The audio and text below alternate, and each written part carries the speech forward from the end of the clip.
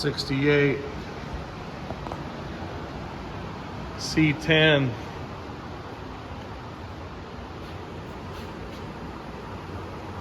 turbo LS deal. I mean, what else would be in there, right? Nowadays, it's kind of like what everybody does. In my defense, it's been in there for over 8 years, so I was like, you know, right on the front edge of the bandwagon. So, and it's not a 5.3. It is a 6-liter LQ4. Yeah, about over 8 years ago, put that in. Had 190,000 on it when I put it in. And we drive this thing a lot. In the summertime, almost daily.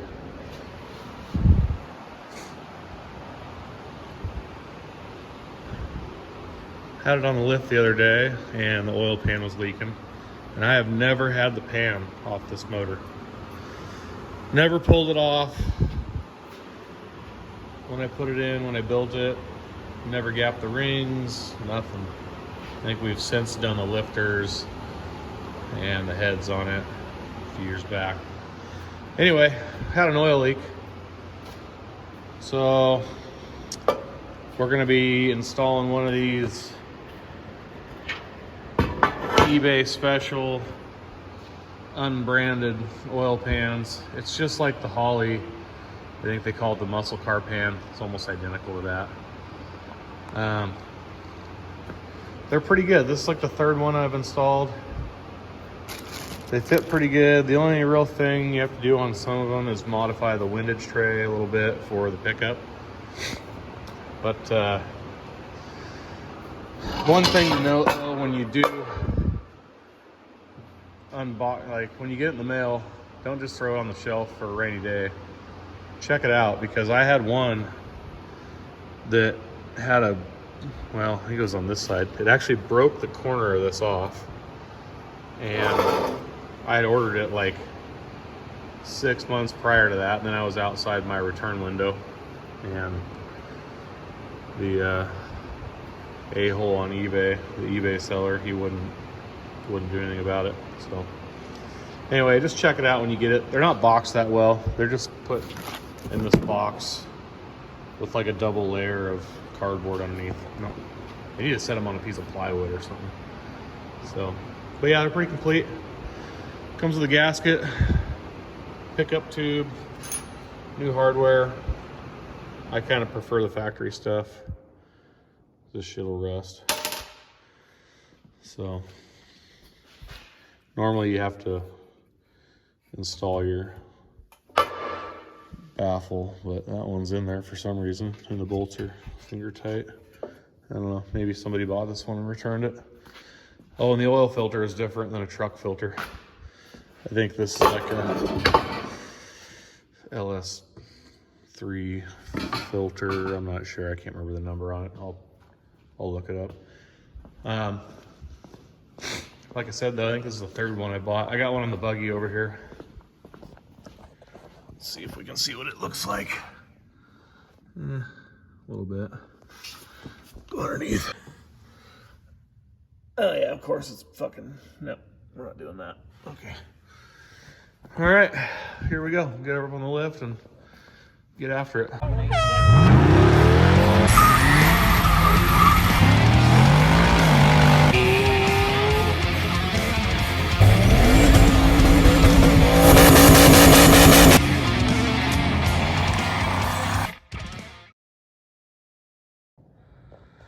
All right, videoing underneath the vehicle is always super fun for me. Anyway, as you can see, we have a stock nasty oil pan covered in oil. Oh yeah, that's shit. Forgot about that. That is my turbo drain back, which everyone says doesn't work, putting it in the low oil hole, taking the sensor out. It does work. I've never had a problem with it. I run it right at, you know, 6 quarts or whatever, and I got a Precision 42R 76 millimeter turbo. It has never smoked, never had an issue. Oh, there goes my heater, sorry. So, yeah, as you can see, just gross and wet. And the reason we're doing a new pan and not just the pan gasket is because I don't like how low it hangs. It's kind of the, you know, if we ever have an issue, hit something on the road, the pan's the first thing to go. So anyway, what else we got? Oh yeah, Turbo 400, got a PTC converter, 9-inch converter. What else we got? Nothing fancy. 12 bolt, just all kind of stock shit that's been rebuilt. It's not really that nice. Built it a long time ago. So, yeah. All right, well, start getting this pan off. Maybe we'll check a rod and a main bearing while we got it off. See what they look like after being boosted forever with probably 250,000 miles on it.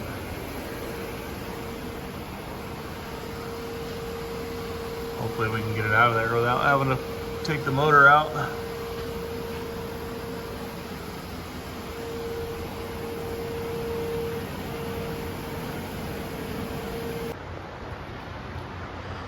All right, before we pull this thing all the way off, I wanted to get you back in here for a couple of pro tips. So, when I built this thing, it's the feed line for the turbo right here. I bolted this little plate on, and then I screwed this fitting in here. When I screwed this in, the pipe thread was long enough where this fitting bottomed itself out against a piece inside here. There's like a little divider in the middle here. I didn't check to see if I had oil pressure at the turbo, and first test drive I smoked the first turbo because of this little fitting being too long. So anyway, always check, take your oil feed line off on your turbo when you do like a first fire up, and just crack it loose to make sure you got oil bleeding out of there so you don't screw up a $2,000 turbo. So, and another thing that I do is like this fitting's junk, it's not going to get reused. Well, no, I guess I ain't going to use that one. I'm going to weld that in the new pan, but so I like to cap all this stuff, even though it's drained and it's not going to leak, just to protect the threads and that 37-degree flare. Otherwise, it's not going to seal up. Same thing with like fuel lines and stuff. Even if they're not leaking, I cap everything, keeps the dirt out of them, and more just protects the fitting so that you don't have to take a trip to the hydraulic store or order something. Anyway, let's get this baby out of here. Okay, I got the old one out. I didn't have enough room, even pulling the motor mounts. So I reached in and just clipped the old pickup off with a Sawzall because the pan wouldn't come down enough. The cross member was in the way, so it doesn't matter. It came with a new pickup, so everything's got to get cleaned up anyway, so I'm not too worried about it. This is a factory pan gasket, never been replaced because it's riveted to the pan like they do on the assembly line. And it is nasty. This was probably prior to me because I've ran either Brad Penn or like VR1 racing oil in it, and I change it pretty religiously. So don't beat me up in the comments about all that. So anyway, let's so bring in for a little. I haven't even looked up in there yet, but so let's go take a look. Yeah, pretty typical. Obviously you can't see anything yet because the windage tray's in there, but as you can see, we didn't have a whole lot of room. So I did what you're not supposed to do and put a jack right on the balancer. So.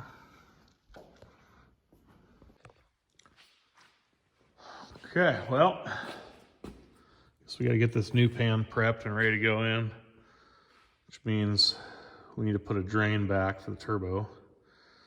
And I kind of looked up in there. This is gonna be a pretty good spot to where it's not gonna hit anything on the cross member or on the frame. So I think what we're gonna do is we're gonna remove that fitting, get it cleaned up, get all the anodizing off it. I think we'll drill a hole and we'll just use that instead of having to go buy a AN bung. So that's the plan so far.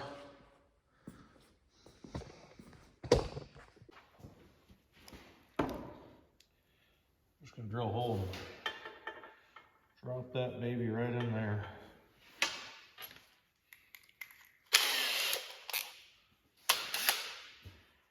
Nothing really behind it.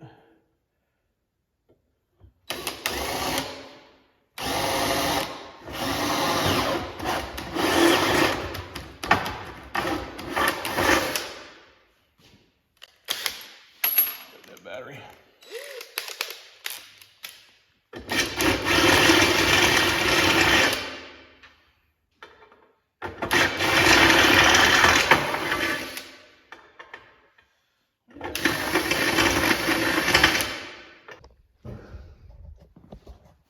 Okay, there's our hole. Clean all the anodizing off that. Take the O-ring off it. It's gonna come in right there. Should be a pretty easy weld.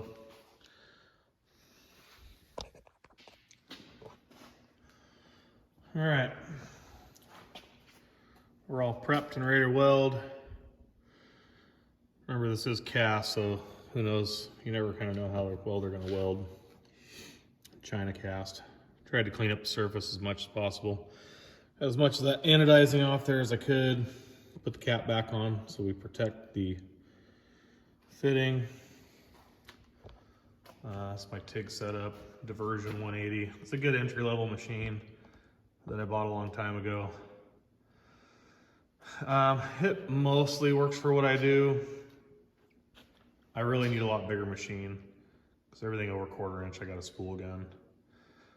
And there's like no adjustability on it, so I'm better off with like a Dynasty or, you know, something better, but it works.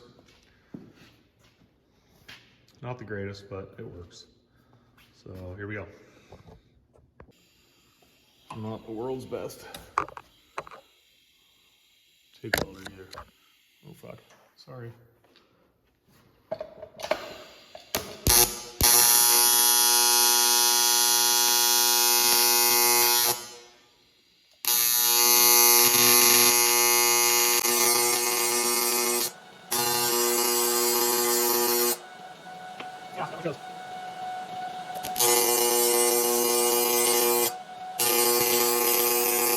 Here we go.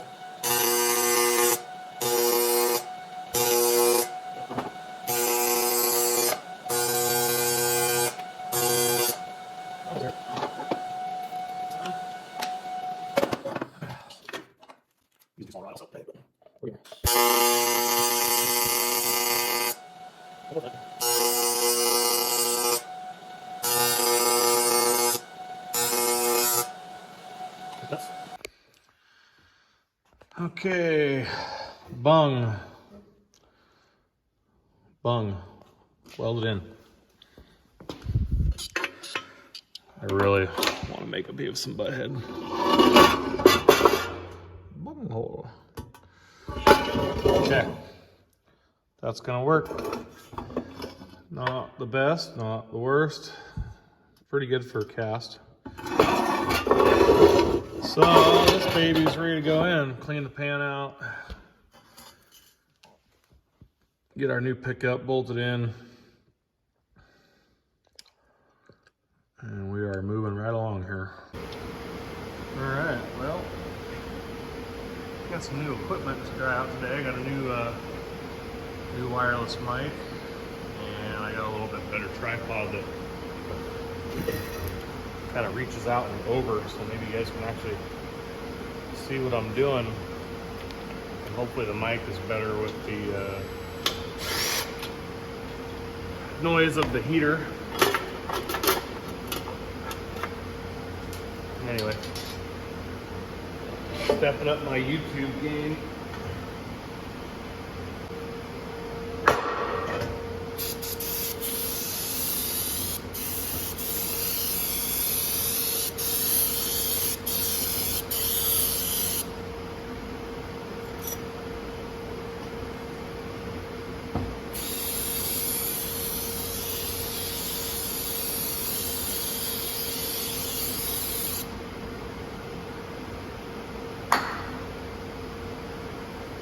Okay.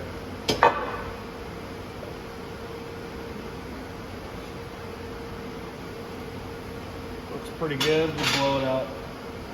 Give it a little blow J too. We'll dab a lock tank just for the hell of it.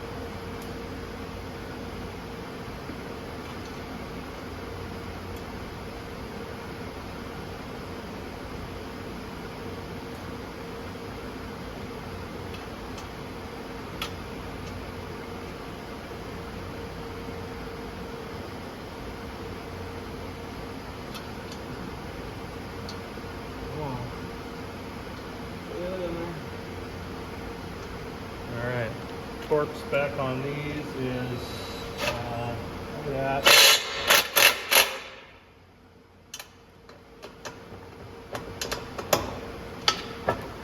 Right out of, I think it's inch pounds.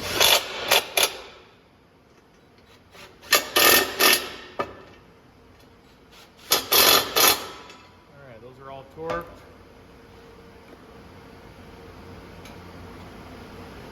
Let's grab a blowgun.